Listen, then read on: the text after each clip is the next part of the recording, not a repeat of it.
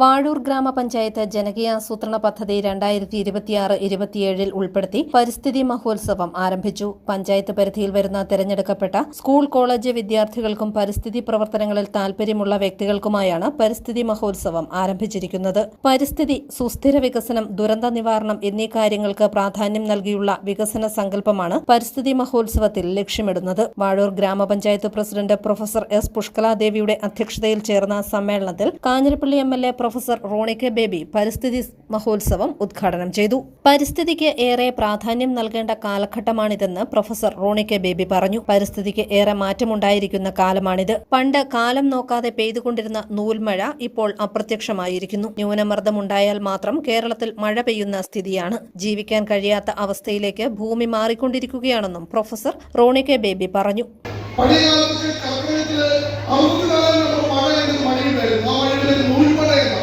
മഴ പെയ്യുന്നത് അറിയില്ല, പക്ഷെ നമ്മൾ ഇങ്ങനെ നനഞ്ഞു കുളിച്ചുകൊണ്ടേയിരിക്കും.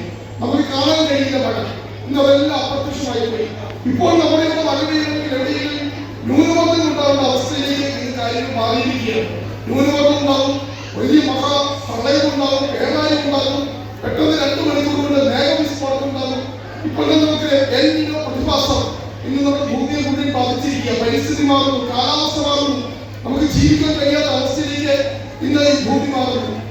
ലോകത്ത് വലിയൊരു ബോധവൽക്കരണം നടന്നുകൊണ്ടിരിക്കുകയാണ്. ആദ്യമായി സ്റ്റോക്ക്ഹോമില് കൺവെൻഷൻ കൂടി, രണ്ടാമതായി ഈ പറയുന്ന നമ്മുടെ റിയാലിറ്റി സെമിനാർ കൺവെൻഷൻ കൂടി, ഏറ്റവും അവസാനം ദക്ഷിണാഫ്രിക്കയിലെ ജോഹന്നാസ്ബർഗില് അതിന്റെ അന്താരാഷ്ട്ര ഉച്ചകോടി നടക്കുന്നുണ്ട്. ഭൂമിയെ സംരക്ഷിക്കണം, പരിസ്ഥിതിയെ സംരക്ഷിക്കണം. നേപ്പാളിലെ സർക്കാർ മന്ത്രിസഭയിൽ കൂടിയത് എവറസ്റ്റ് കൊണ്ടുകൂടിയാണ് കൂടുതലാണ്. മൗറീഷ്യസിലെ സർക്കാർ മന്ത്രിസഭയിൽ കൂടിയത് കടലിനടിയിലാണ്.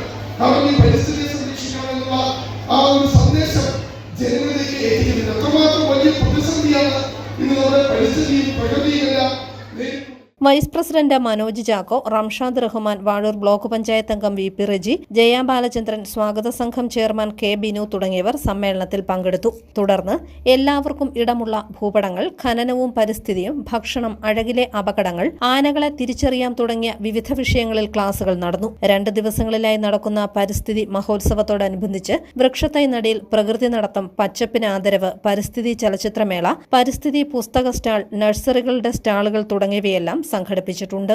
News bureau, Ponkunnam.